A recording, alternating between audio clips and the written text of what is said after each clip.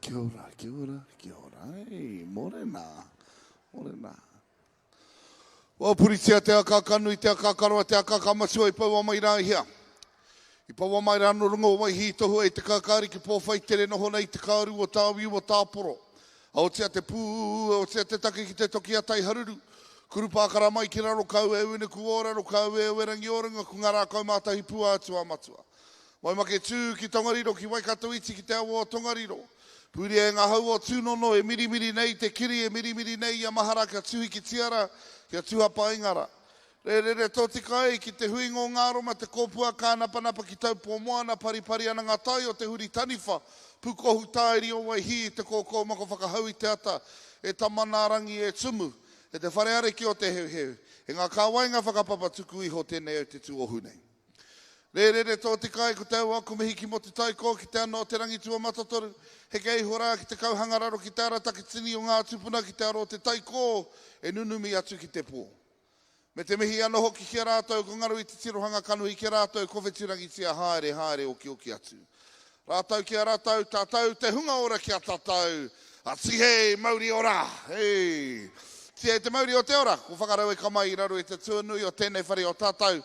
Ki te whakanui tēnei kaupapara ko te rā whakamutunga o te Taiopenga mo tēnei tau ruamano rua te kaumāwha. Engari kātika me whakatūwhirai ngā huatanga I rungi te karakia.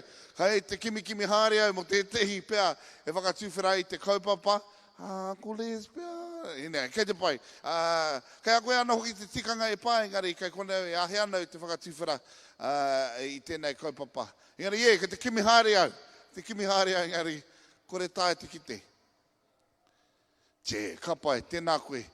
Nā reira ka hoatu te rākau kōrero ki tō tātou pāpā matua les mana tēnei kaupapa e whakatūwhira I te karakia. Tēnā koe pā. Mōrena tātou te rahi. Hara mai. Whai ki te kite koutou tēnei rā whakamutunga.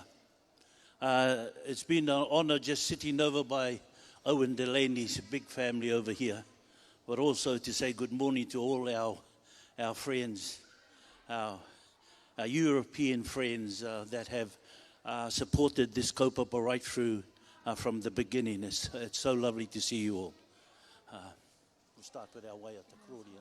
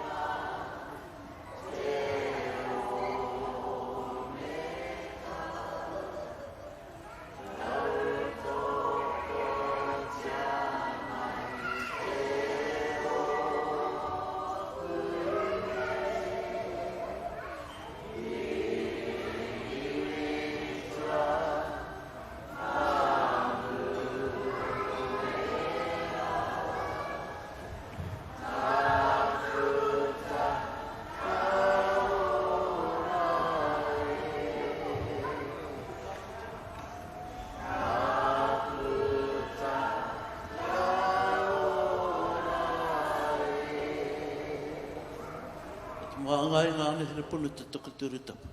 Ka te tūmai no koutou tuangi ni tēnei whakamoimiti o mātou. Hei tātari ngā kupu katoa e whakapūkena na mātou roto tō koutou kroriatanga. Ko koutou nei hoki te tīmatanga me te whakaotinga mai. O mātou e tūmaraku tēnei i roto tō koutou kroriatanga. Mā o te māngai ki roto. Hei tautoko mai. Ai anei, ake nei, ai. Tēnā koe matua les, tēnā koe kei au kupake ke. A tāhua te ki te aku tau tai mai nei te whakanui te kaupapa o te Taiopenga. Mo tēnei te rangi whakamutunga, a mo te tēnei tau rua manarua te kaumawha. E te whānui, ladies and gentlemen, boys and girls, children of all ages, please put your hands together. Tēnā paki mai and welcome to the final day of the Tuwharetoa Taiopenga Festival 2024. We have got our first group ready to go. We are running on time. And we are hoping to stay that way throughout the entire day. Keeping in mind, it's only a half a day today, e te whānau, so we're only going through to roughly around 12:30 this afternoon. So we've got a shortened schedule, but it is the fourth day of the Tuwharetoa Taiopenga Festival. So we've had roughly around 70-odd groups perform, close to 3,000 performers take the stage as well. So really excited to have all of our whānau here to celebrate our festival today. So without further ado, please help me in welcoming our first group for today. Tēnā paki mai, anei a Taupo Kids community.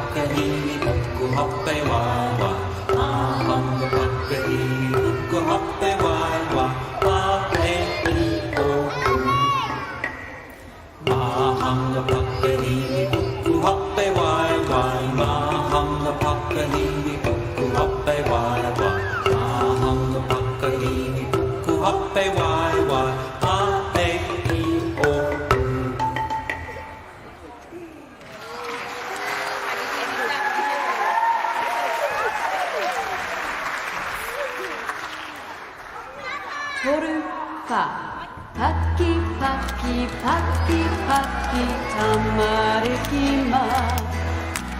Paki, paki, paki, paki, tamariki ma. Kani, kani, kani, kani, tamariki ma. Kani, kani, kani, kani, tamariki ma. Huri, huri, huri, huri, tamariki ma. Huri, huri, huri, huri, tamariki ma. Epeke, epeke, tamariki ma. Epeke, epeke, tamariki ma.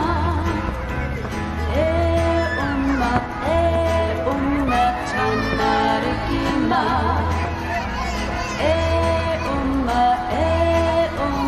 Tamariki ma. Hula, hula, tamariki ma.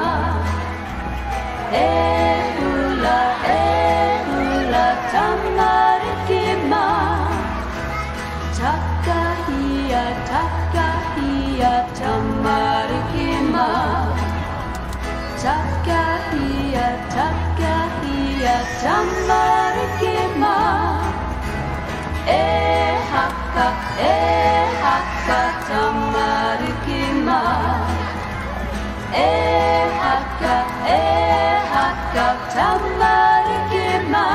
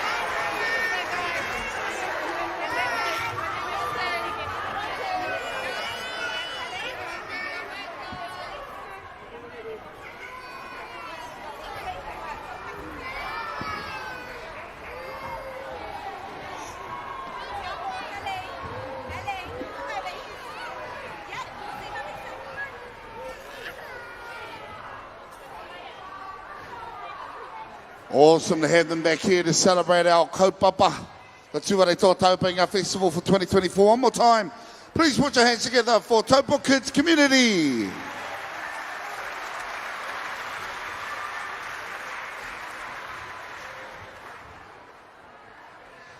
You know, I've been privileged enough to MC the Tuwharetoa Taiopenga Festival for a fair few years now. And I'm not just talking in a couple of years, I'm like starting to itch into a couple of decades, which is a little bit scary to be fair. But one thing that never gets old is watching a parent's face light up when their kid hits the stage. It is the coolest thing to watch unfold. So a big mihi to all of our parents that are here today to support their tamariki, and a big mihi to all of you who've come here to support today's kaupapa. Just a couple of quick tikanga rules for those of you who don't know. When our groups are performing, we need to be as quiet as possible. We need to show them the utmost respect that you are here to listen and to watch them. Obviously, make as much noise as you can between items. Also, e te whānau, if you can, this area just out the front here is reserved for all of our parents and all of our supporters of each group that's performed. So after your group is done, we do encourage you to carry on or find a seat just in the blue area out the back there. So without further ado, if you could please welcome our second group for this morning. Tēnā paki mai, it is Taupo Family Playcentre.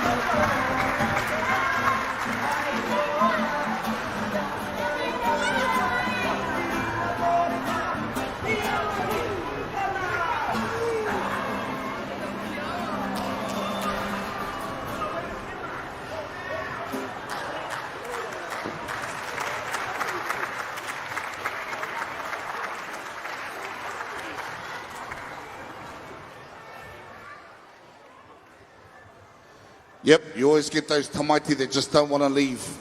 Nah, I want to stay.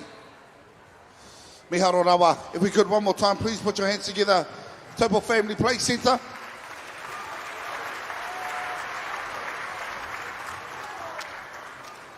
Just saw from the corner of my eye, Matua Grant.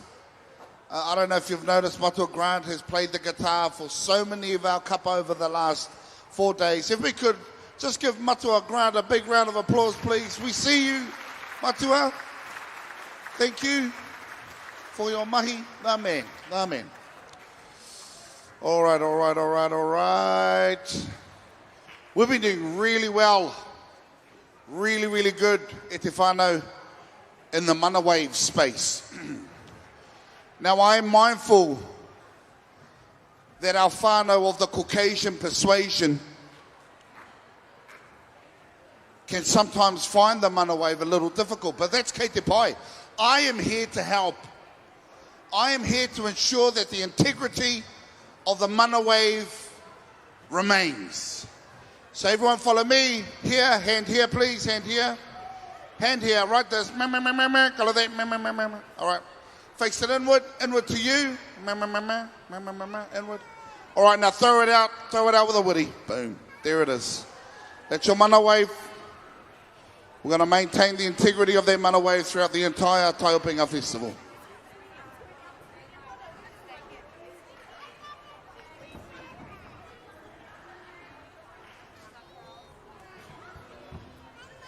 Quick reminder as you make your way into the event centre.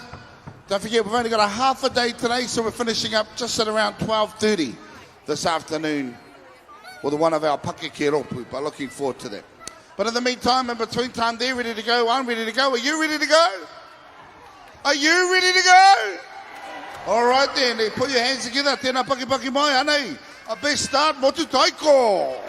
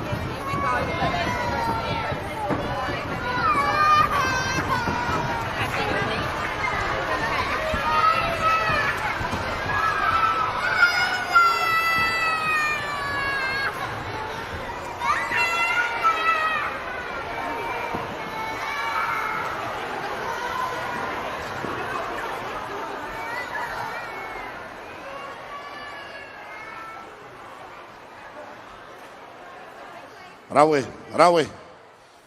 Man, cute, piwari. I think at one stage, one of the girls was holding the ball part of the point and was swinging the other part, just the total. That was adorable. Tēnā e te whānau, one more time, please put your hands together. Paki mai, Beststart Motutaiko.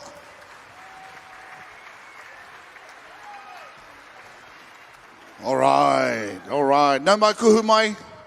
No mai kuhu mai ki tēnei kaupapa nui whakaharahara. Ara ko te Taiopenga o Ngati Tuwharetoa rua mana rua te kaumawha. Huri te aro te tiro ki tō tātou ara ki a tā tumu te he tēnā koe. Me tō tainga mai, o koutou tainga mai ki tēnei kaupapa i tēnei rangi. Me huri te aro o te tiro i aene ki ngā pakeke, ki ngā kaumātua ko tai mai tēnā koutou. Te matapihi e ki te ai ko te autahito. E kore te puno mihi e tāharahara, e kore te puno mihi e marari. Engari ia ka toto moa ke tonu atu, tēnā koutou. Tēnā koutou. Kia ora tātou katoa.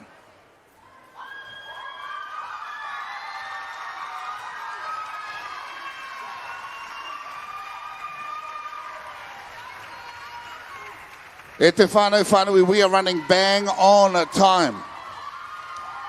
So please make sure that you get here on time. Now before I introduce our group that's just come on stage, I just wanted to say there's a Nissan Lexus, that's been parked illegally. License plate number PDZ 958. That's PDZ 958. If you can move your car immediately, that'll be much appreciated. Otherwise, in the meantime, in between time, e te whānau whānui. This couple would like to acknowledge the passing of King Tuwharetoa Moi Maira. We have a diverse group this year, and we welcome all cultures. We thank everyone who has helped us. Our new guitarists, thank you for stepping in. Our whānau that's helped with making poi, feeding us, getting our tauhara practices. We thank you all. So without further ado, e te whānau tēnā, paki mai, nei rā, ko te kura tuarua o Tauhara.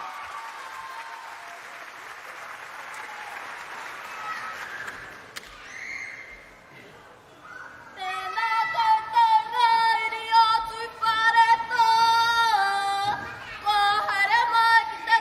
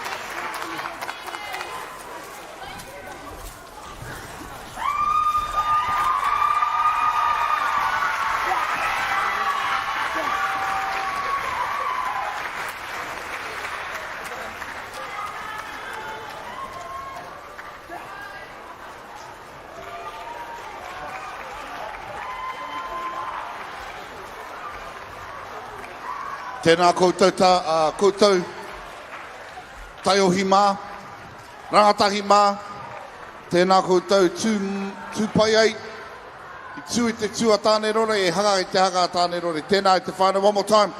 Please put your hands together. Mo te kurua tuarua o Tauhara.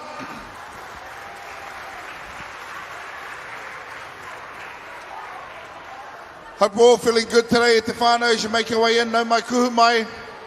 Come and find yourself a seat. The red seats are reserved for our kaumātua, our pakeke.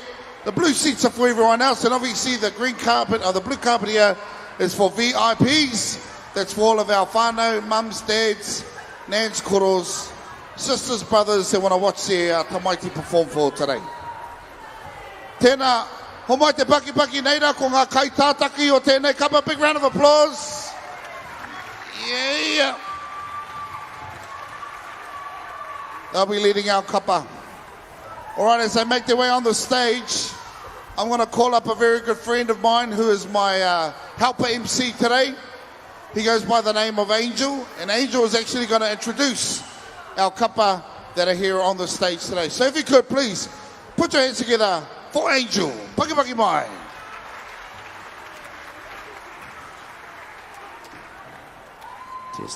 Testing.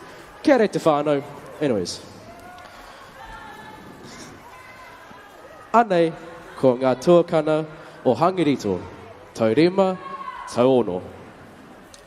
Kua whakapito ngoi I ngā wiki kua pahuri. So please, give a big round of applause for Te Kuro Hirangi.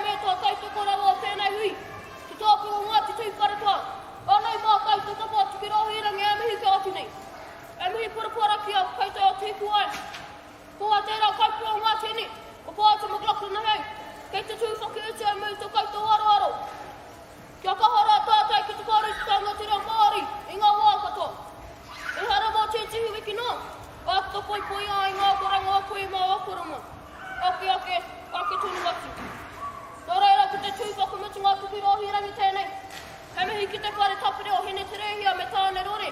I kara pini pini nei a tātou. Tēnā koutou, tēnā koutou, tēnā tātou katoa. Tahuri.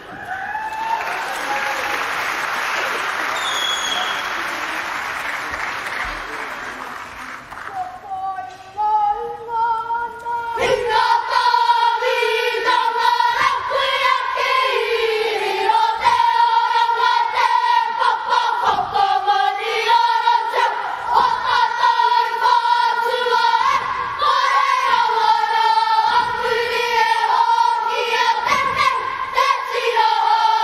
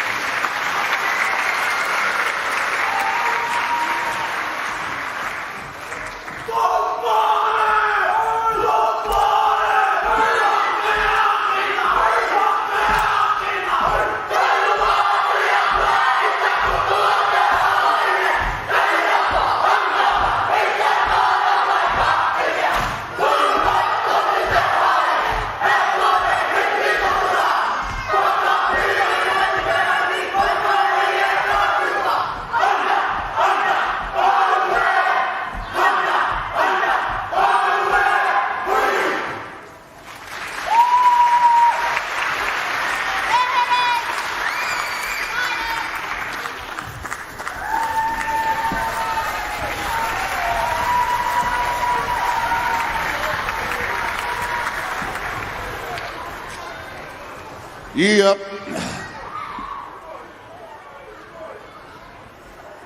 We're commenting on the poi. Ooh, that's a good ad workout e te whānau.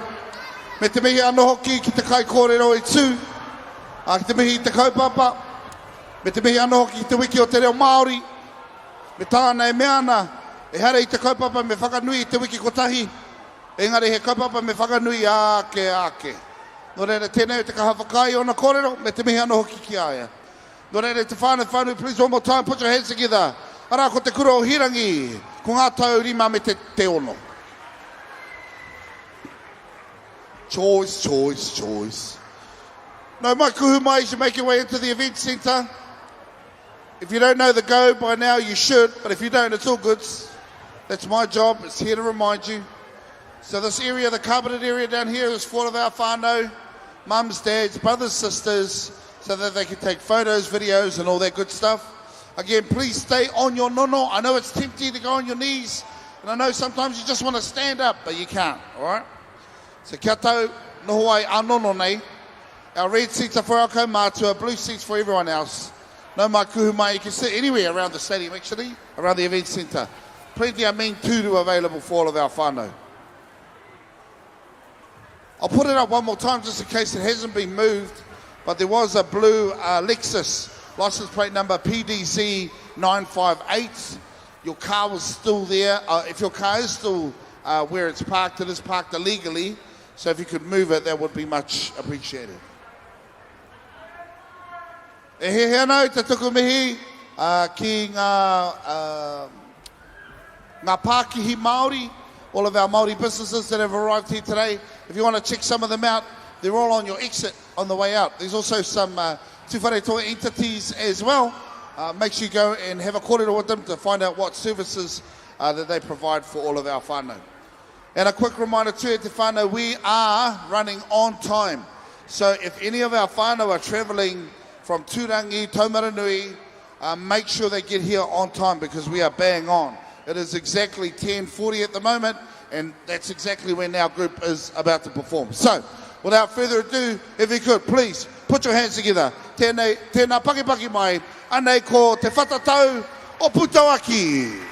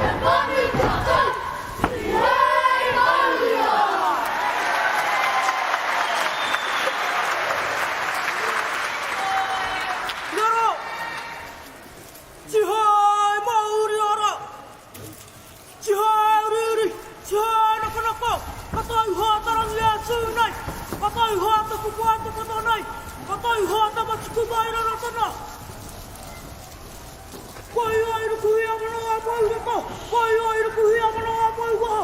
Haka teina, ka teina. Iarai, hawai ki nui, I hawai ki roa, I hawai ki pāmama. He pupu ana haki, he wawa ana haki. Tāra asu, tarangi au eke, eke panuku, eke tanara. Whāna, whāna, hara mai tatakia, hau mea, hui ei! Nai mai nā kura ki te kupākā te Taiopenga, rua manarua te kai māwha, anā ki tā ngā tikanga, anā ki tā ngā kārera tikuiha, anā ki tā te reo, pai tū ta kutu, pai tū ta manawatu hake, pai tū nā kura kata, nā reira, tā nā kai tai, tā nā kai tai, tā nā tā kai kata, e pūna.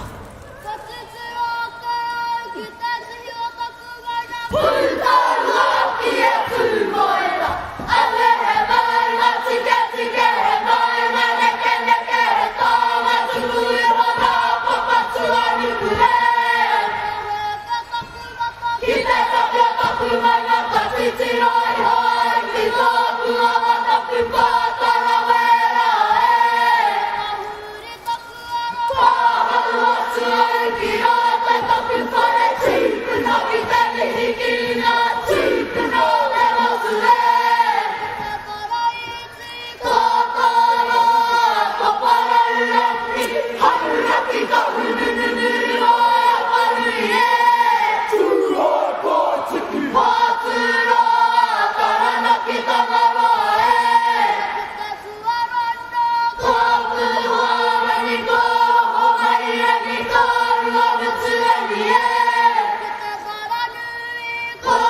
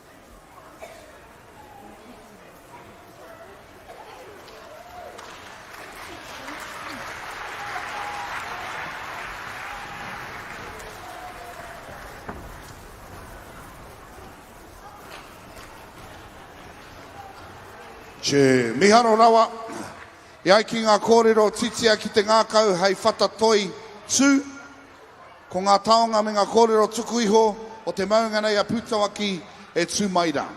E te whānau, if you could please one more time, put your hands together for te whatatau o pūtawaki.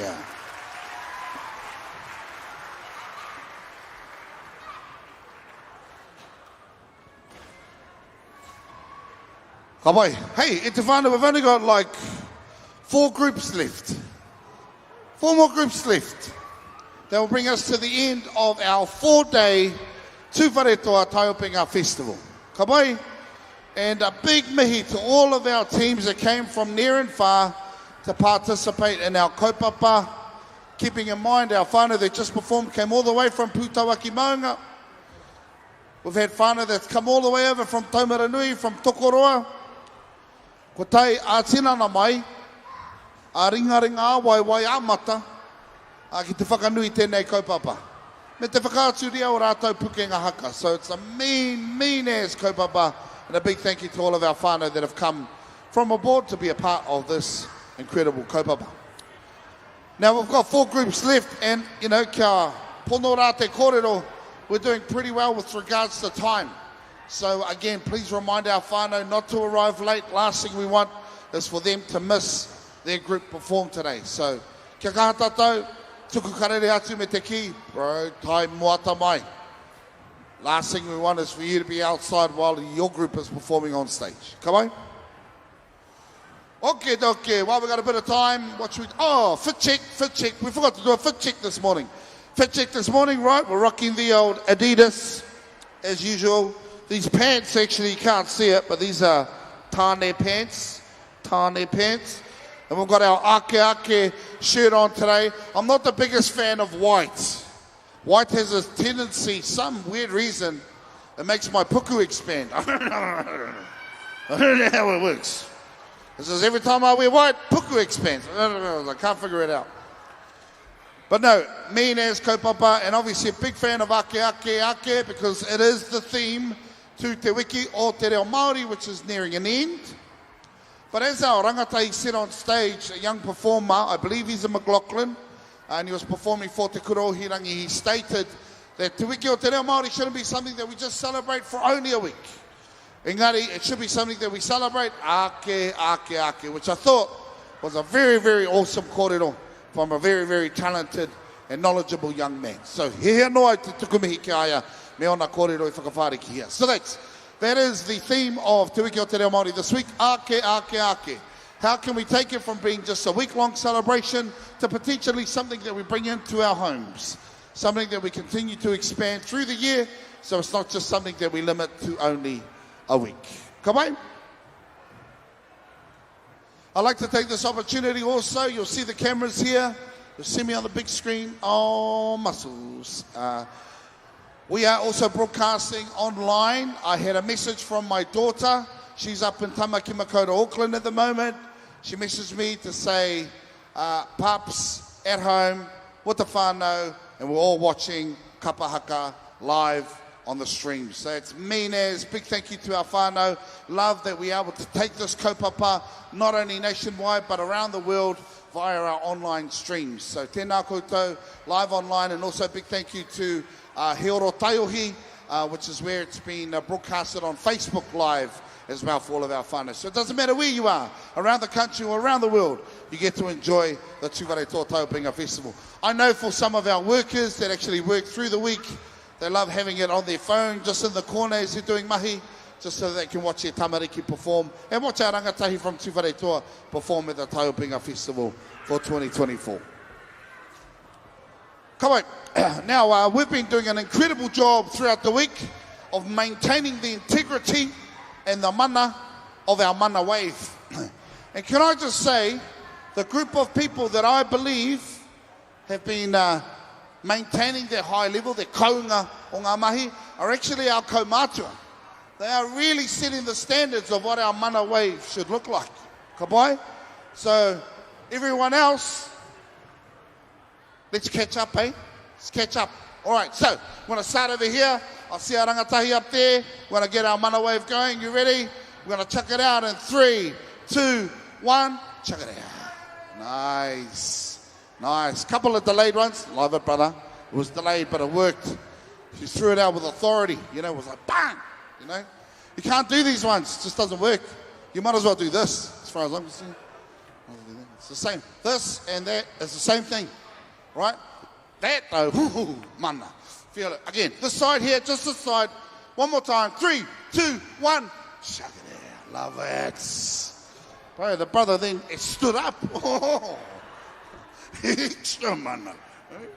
Love it, my bro. Love it. All right. Middle here. Wainga. Like I said, you watch our kaumātua. They really have set the standard throughout the week when it comes to our mana wave. When I chuck it out, you ready, whānau? In 3, 2, 1. Throw it out. Oh. See, the aunties even got that witty going. I love it. Just again, so we all see the standard. One more time.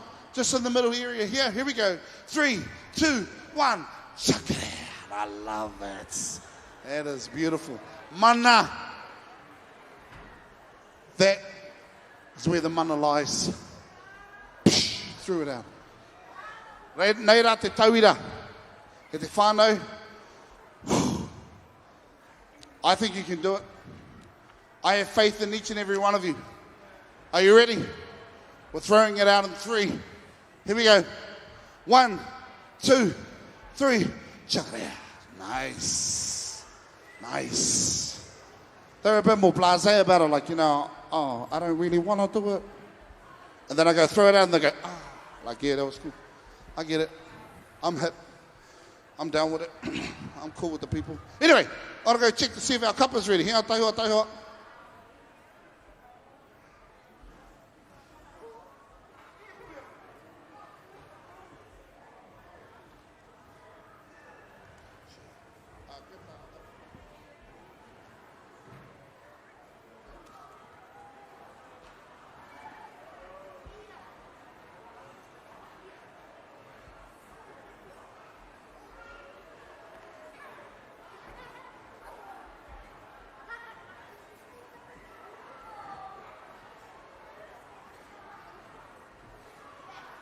Mate, all good. They're on their way.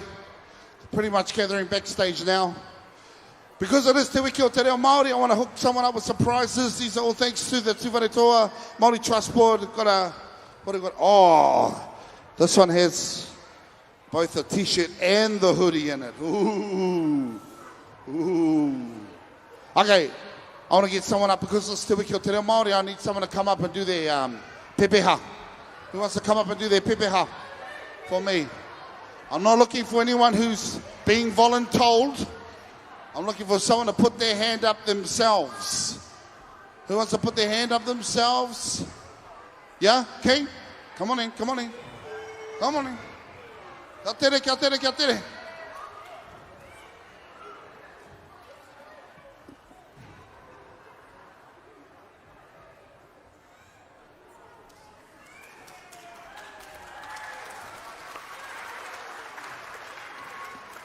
Shebo, koe tō ingoa. Cadence. Cadence. Everyone say, kia ora, Cadence. What's going on here, bro? What's going on there? Yeah. Up the wires, whānau, up the wires. All right. But we're not in the top 8 user, eh, bro? All right, come on. All you got to do for us is pepeha. Pepeha is really important. It connects us to our whenua. And it reminds us that whenua that we're acknowledging not only looked after and sustained us, but all of our tupuna as well.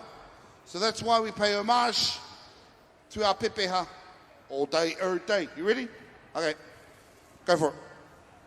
Mā te awa te atua ki Tauhara Maunga, ko Taupo te moana, ko Waitara nui te awa, ko Pākera te marae, ko Inearo te wharekai, ko Pākera te tangata, ko Ngati te mohita te iwi, te aimeri ora. Yeah. There you go. Might be a Warriors jersey in there too, bro. So have a look.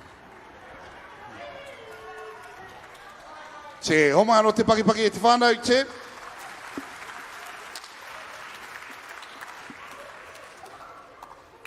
So important that our whānau take the opportunity to learn their pepeha, because again, it acknowledges the whenua that not only looks after and sustains them, but all of their tupuna and subsequent generations to come as well. Speaking of generations to come, Tuwharetoa, tēnei kapa kei te whakaeke mai ki runga ki a koutou I tēnei wā.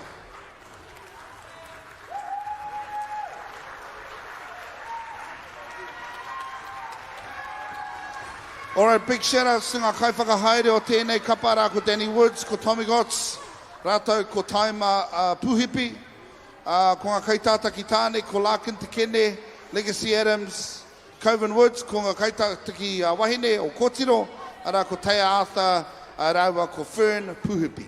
These Tamariki are newly formed ropu that started practicing at the beginning of term 3 and have worked hard to come together to showcase their love of Kapa Haka. E te whānau, please, put your hands together. Te kura tuatahi o Hauārua Taimara nui taina.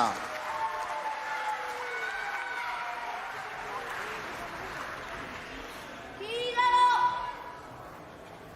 Kia ora.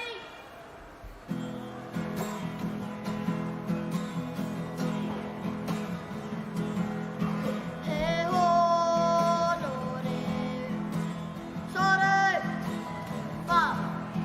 He honore, he karoria.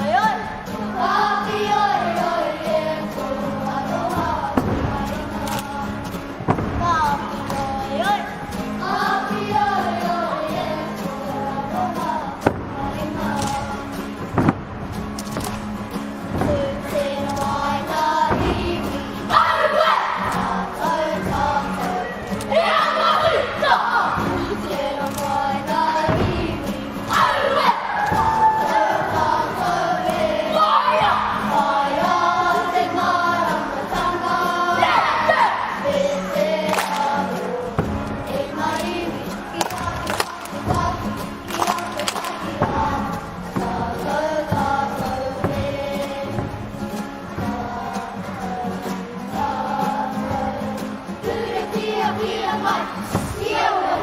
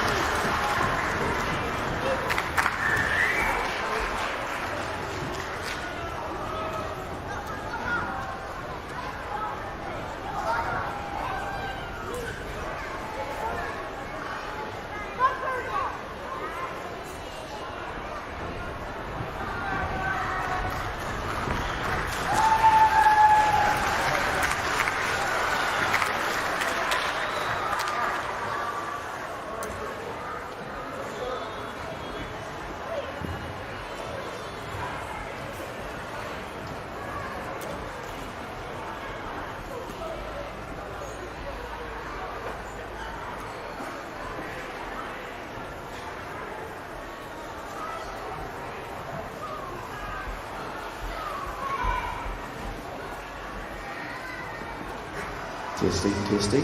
Right.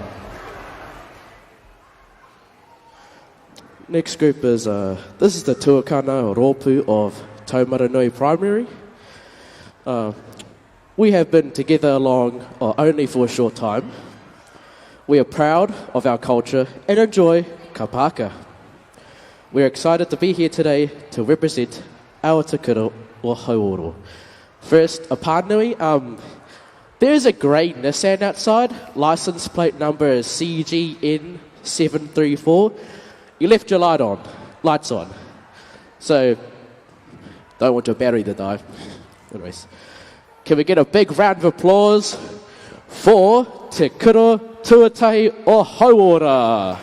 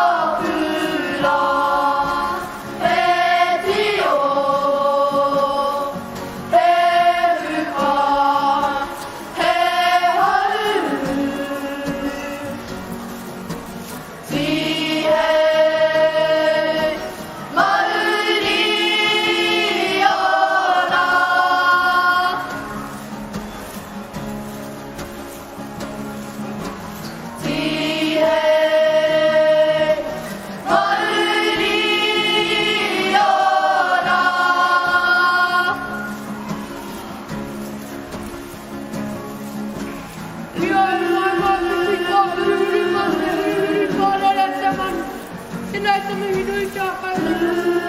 E tēnei tau e atukata. Ko wai mātou, no hea mātou. Te ingoa tūtai o tēnei kura, kura hauno. E nāi nei, te ingoa tūtai o tēnei kura, kura tūtai o Tamariki. Tēnā koutou, tēnā koutou, tēnā koutou.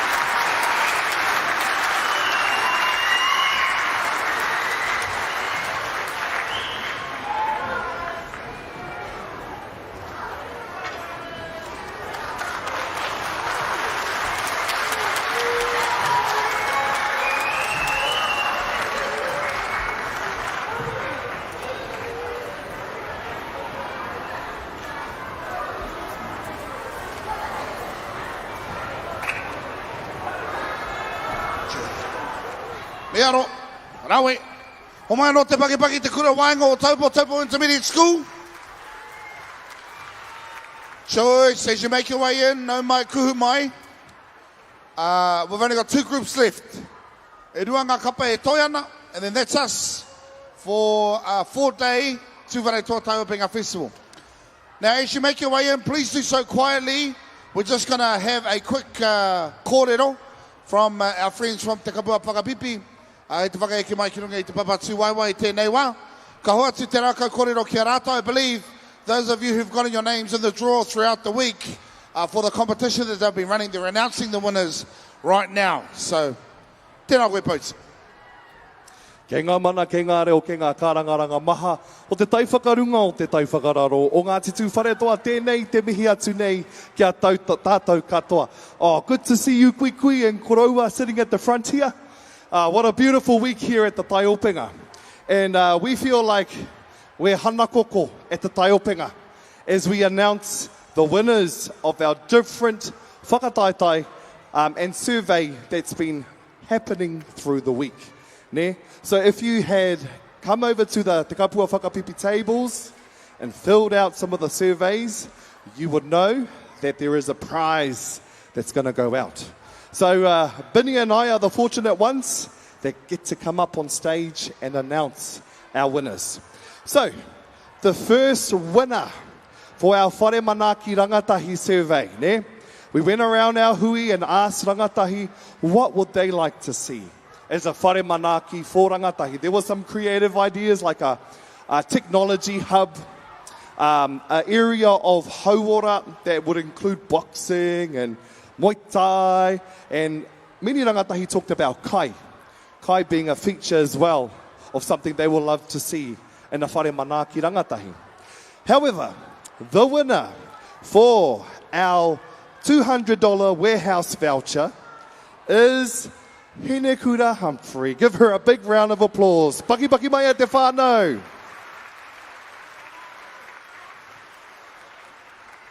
All right, so that is a kaupapa that we are driving and hoping to see come to life in the next year or so. Ka pai, he whare manaki rangatahi. Now, one of our other surveys, he ara whakapiki ora.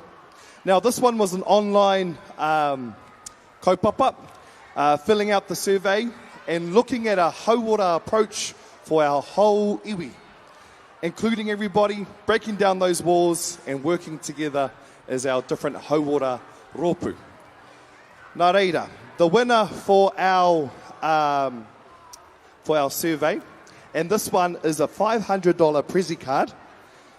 Ho mai te piki paki for Arahia Underwood. Ka rawe. So Arahia, please come and see our team, the Kapua Whakapipi team, next to the exit over there, so you can claim your prize. And our last prize, this one was on Facebook, so anybody all over the motu could do this particular whakataitai, this survey.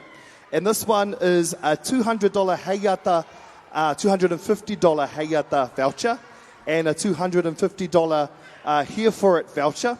So $500 all up. And the winner for this online kaupapa is Jazz Isherwood. Jazz Isherwood, ho mai te paki.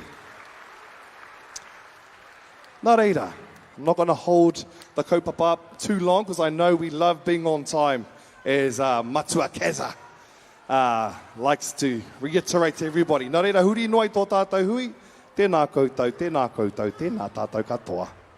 And this is Te Honey, by the way. Tēnā tātou. Tēnā koe Pauti. Big round of applause for our winners. Ka pai koutou. Mean.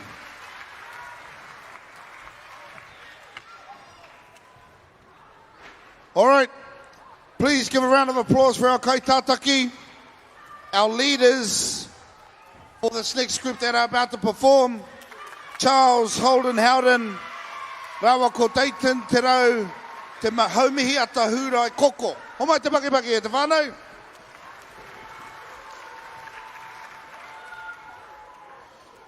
Mean, ko te kapa e whaia ke nei te rōpu kapa haka o te kura wainga o Taupo. Ko Charles Holden Howden te kaitata ki tāne ko Dayton te rau te haumihi a te hurai koko o te kaitata ki Wahine. Na e ranga uri o Ngati Tuwharetoa e tū poho kereru ana. I rungi i te atamira o tēnei kaupapa whakahirahira. Kia tau te rangi maari ki rungi a tātou katoa kai te mihi. E mihi ana ki ngā kai whakataki o tēnei kapa ara ko Waimaria, Matete, ko Rana Keely, rātou ko Steve Adams te kai rakuraku. So without further ado, our second to last group for our Tuwharetoa Taiopenga 4-day festival. Nei rā ko te kura wainga o Taupo, ara ko Taupo Intermediate School.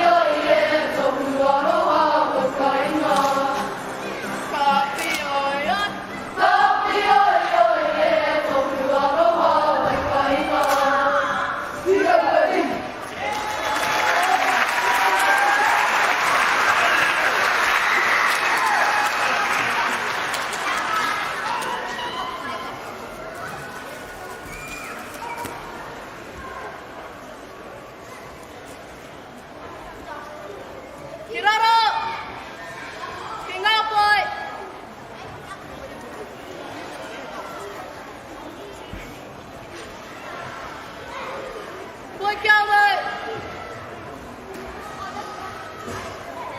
Petu, petu, waru, waru, e kani kani e. Petu, petu, waru, waru, e kani kani e. Petu, petu, waru, waru, e kani kani e. Ara ka titiro koe maketu. Ara ka titiro koe maketu. Ara ka titiro koe maketu. Petu, petu, waru, waru, e kani kani e. Petu, petu, waru, waru, e kani kani e. Ara ka titiro koe maketu. Ara ka titiro koe maketu. Ara ka titiro koe maketu. Petu, petu, waru, waru, e kani kani e. Petu, petu, waru, waru, e kani kani e. Petu, petu, waru, waru, e kani kani e. Hei ha, hei.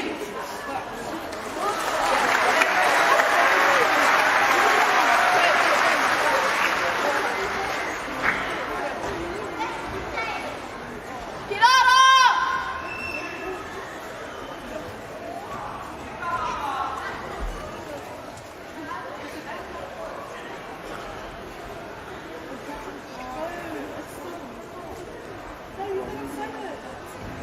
Patea!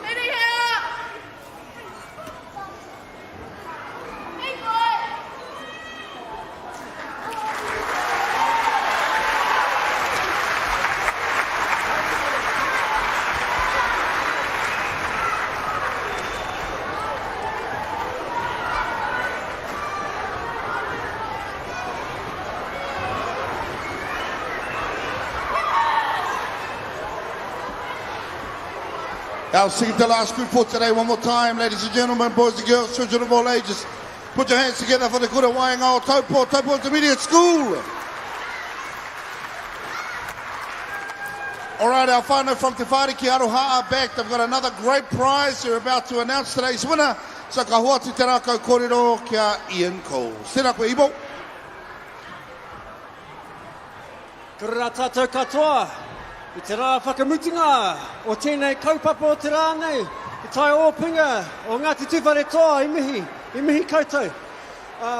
Bit of a kick-on from our what we've been doing over the 4 days is our prizes. So a lot of our whānau have been engaging with us in terms of wanting to know a little bit more about Te Whareki Aroha and all of our outstanding providers that look after our hāpuri here in Taupo and Turangi.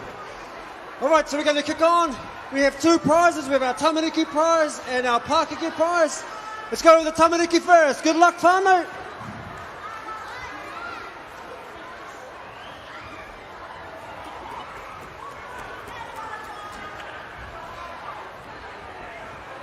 All right, and our winner for our Tamariki prize is Harlem Tatu. Hi, Kapa. He Pakeke.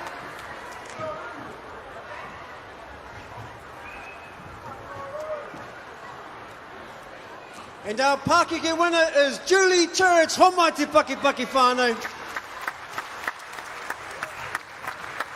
So just on behalf of Te Whareki Aroha, we'd love to thank our the organisers, the Kura Hirangi, the Te Kapua Whakapipi. Without you guys, we wouldn't be here today.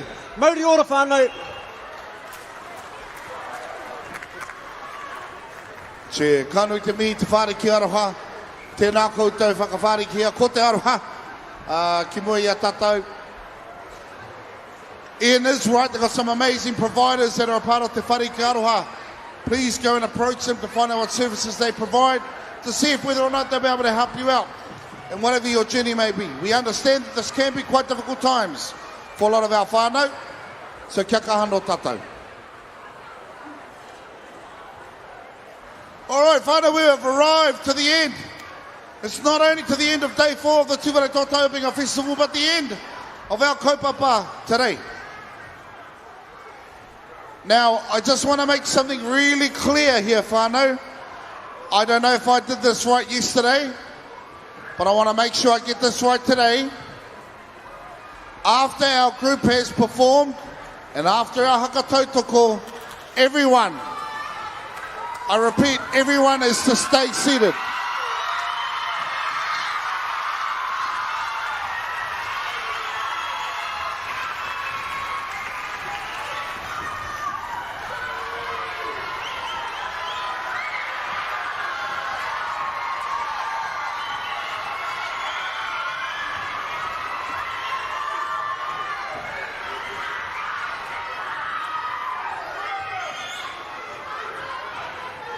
Can I talk now? Nice. All right.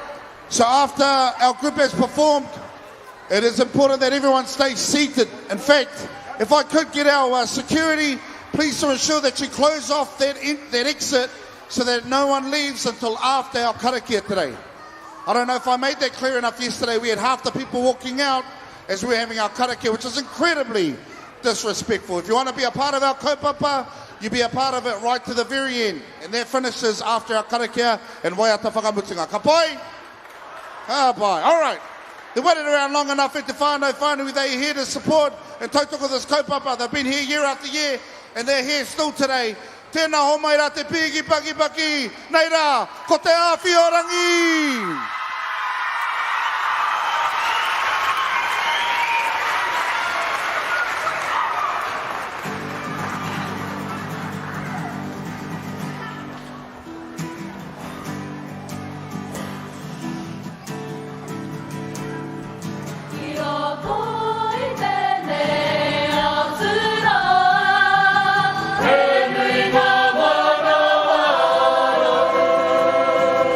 Hey,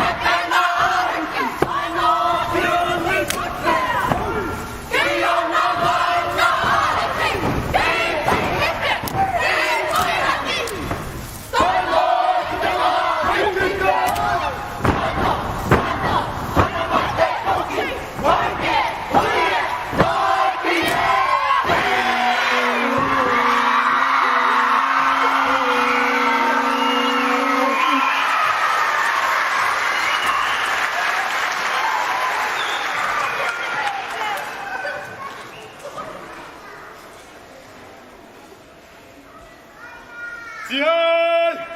Mauri ora!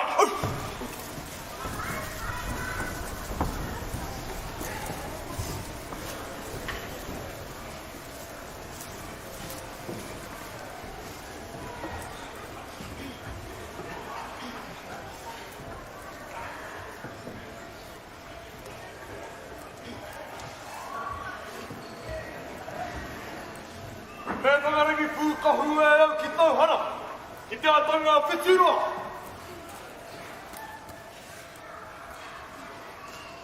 Kia puti ki atako hope, te mauri a whiritoi.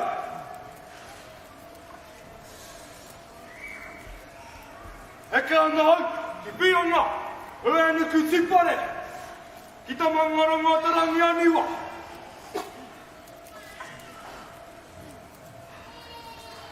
Ka mawhitira atako haere ki a Tamarira, menga ka humaunga, a Tuwharetoa. Ka Tauhara ta maunga atako tū wata, he ari ki Māoki. Ka tiro haere ki te moana, e kāpua ka napa ki Ruahine. Me ki rā, ko matua te mana, me ana tii ka Hirangi. Me pare te taitonga. Tēnā ka huri ki te ngāuru. I te hai, te tāunga. Ka ti ka tai ki te take. O te tā te pakanga. Tangariro huenuku. Tangariro pararangi. Tangariro kai mutuanga. Tiai! Mauri ora! Tēnā ka tērā ki a koutou. Kua whakaeke ki te karunga. A te kaupapa nei. E take nui, e kaupapa hira, e taonga tuku iho. Ki te matua nui i Tarangi, te kaianga, te kūnunga, tēnā koe. Kia koaranga matua tuatai, hangi nui, papa tuanuku, e mihi anga. Kia koutou rā, kua pena tūrangi tia, haere, haere, haere ki pairu. Nā reira hiko mā, no tātou te rau karunga i tēnei wā. Nei mai te tapu, e mana, rei. Nei mai ngā tōnga te rau, o te whakaaro, e pā tikapu ki te te tangata, e pā harakeke, kaore ki te he tapu. O reira, tui a te kawa, tai a te kawa, ko te kawa te haere, nei mai mihi maira. Anei te rāpū, rā whiarangi, na te kura tua toru, na te kura tua roa taupo no Aotea, kaore e kura Māori, e kura munga iwi kato. Ma tonga, ma whiro, kauti te mai. Engari, ta tira whainga e tōra Opunake ka mautonu, i ngā taunga, i ngā tikanga, o Ngati Tuwharetoa. Kaore e tōra tēnei kore. Reira, ena koutou, tēnera tātou kato. Hewai! Āre tua ki tēnā tōhua ki ratira. I ngā taenga no whanga o ngā tūpuna re hera. Ua taenga mai te iwi Māori i o tēnā. Mai e te matai ki are pare engara. Te papa no iui a mai, Hirangi ate. Ko te ui ngā ngā o ngā tūpuna i ngā pamo te kaira.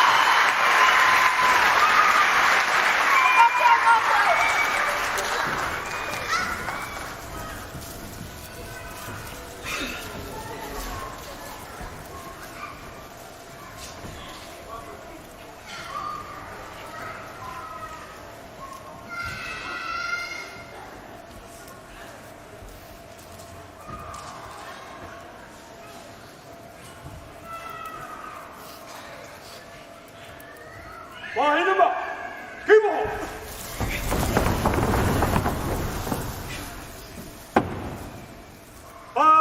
Turuki, turuki!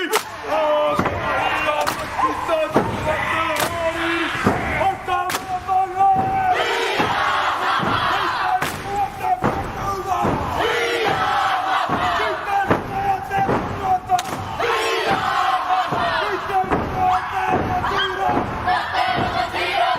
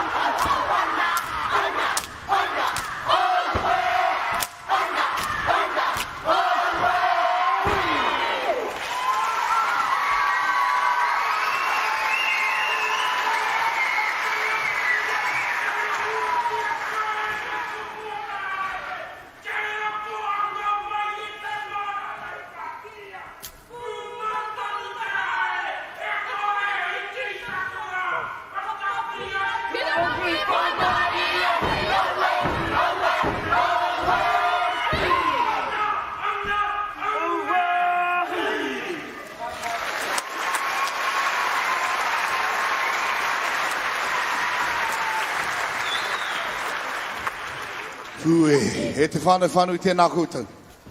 Tēnā koutou, i tau mai i te whakanui tēnei kaupapa o te Taiopenga o Ngati Tuwharetoa mo tēnei tau. Rua mano rua te kaumawha. Engari me mihi kāti ki a koutou, ka hāpai, ka haki aki kau poi poi, wā tātou Tamariki moko puna. Ko ngā rangatahi, ngā rangatira o Apopo. Kua kaha ki te rā, te whakatinana tanga o Tauhara tanga i tēnei rangi, i ngā rangi tatako taha kenei ano hoki. Nō reira kānui te mihi ki a koutou katoa. E te whānau, that's us. If we could one more time, please put your hands together. Tēnā paki mai. Mō ngā kapa katoa. Kapa katoa i tui tēnei rangi.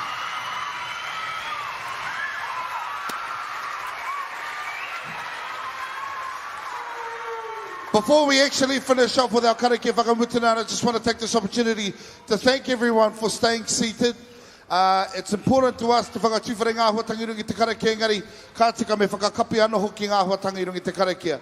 But before we call on our pāwhakawairu tahara mai me te whakakapi tika i tēnei kaupapa, just a few thank yous.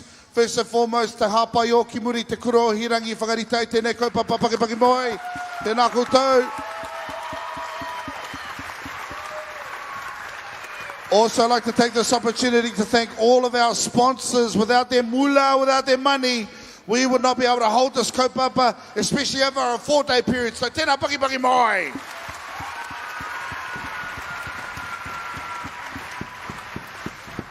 But also, te whānau, thank you, our kaumātua, tēnā koutou. Thank you all so much for supporting this kaupapa. It's really easy for us to become complacent when we hold an event each and every year. To have you here to support it is incredibly important to sustain its future moving forward. So tēnā koutou, and we're going to have a big fat mana wave on 3. 1, 2, 3, chuck it out. Mana, mana. Can you also give a round of applause for my my help panda MC, Mr. Angel, who's been helping me out today. Paki mai, te whānau. Amen. Amen. This fella's trying to get me out of a job and it's working, whānau. Tima change o tēnā koe. Kapa i tēnei wā me huri te aroa te titiro kia koe. Tyson tēnā. Hara mai. Nāna tēnei kaupapa i whakatūwharei te rangi o te tūrei. O tēnei wiki, mana anō hoki tēnei kaupapa te whakakapi. Tyson tēnā koe. Ka ti kia ora tātou. Ara i hoa ngā mano matua tama wairua tapu me ngāna hera pono me tō rātou me tō koutou manga. Tēnei rā mātou tā koutou pononga inu atu nei kia koutou. Ke whakawātea mai te huarahi kai mo ia mātou i tēnei haura kai tō mātou matua. Uhia mai ho mai o koutou māramatanga kia piki te ora, kia piki te kaha, kia piki te māramatanga. Ki ruti o mātou tinana me o mātou wairua. Nurere kei te manga e kai tō mātou matua. Whakaungia mai mātou a koutou pononga i ruti tō koutou warwhanua. Pai here te hui anō mātou ki te rangi māria i ngā wākatoa, te māngai ki roto hei tautoko mai, ai nei ake nei, ai. Ka pai, e te whānau, koea. Tēnā koutou i hara mai, te whanganui tēnei kaupapa. Thank you so much for being a part of the Tuwharetoa Taiopenga Festival for 2024. Tēnā, tuturu whakamaua kia tīna, haumi e hui ei. Kia waere ai tōki ngā tiki te kāinga i te whānau.